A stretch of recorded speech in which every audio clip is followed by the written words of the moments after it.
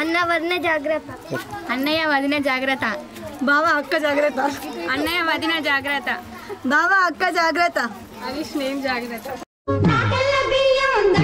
పొద్దు తెత్తున గైరమ్మ నీ సేవకు